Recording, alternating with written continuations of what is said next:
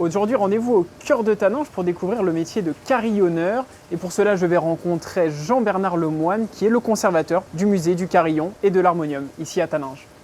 Bien, bonjour Julien, et soyez le bienvenu dans ce clocher qui est un des plus vastes clochers de Savoie. Nous avons ici 47 cloches qui font environ 10 tonnes de cloches, plus un musée de l'harmonium.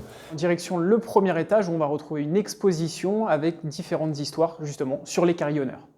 Comment devient-on carillonneur? Soit par accident, comme c'est mon cas, soit parce qu'on a eu un oncle, un grand-père, un tonton, un maître qui vous a appris à jouer.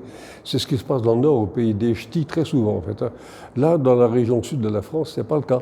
On a affaire très souvent à des organistes ou des pianistes qui arrivent un jour devant un carillon, cet instrument qui est ici, et puis qui tombent amoureux, fous, du carillon. Particularité ici à Taninges, il y a des échanges avec des carillonnistes internationaux avec plus de 25 nationalités. Et donc maintenant en direction le dernier étage pour découvrir le carillon. Il y a pas moins de 127 marches pour arriver au sommet du carillon de Taninges.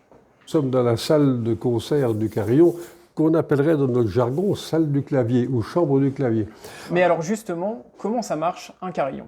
C'est un instrument à percussion, comme le piano, et avec tous les dièses et les bémols.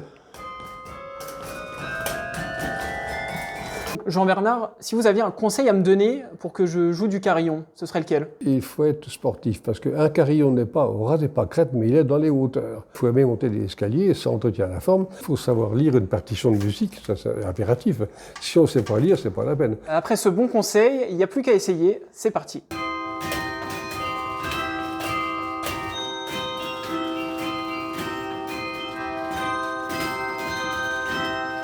Des sons très célèbres peuvent être joués au carillon, comme ce son d'Édith Piaf.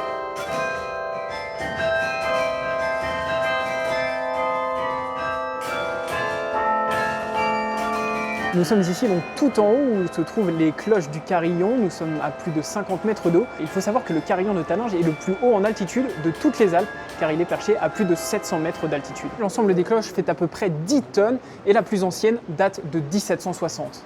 Voilà, on vient de découvrir le métier de carillonniste ici à Taninges et sachez que le son peut s'entendre jusqu'à 3 km à la ronde pour le plus grand bonheur des locaux.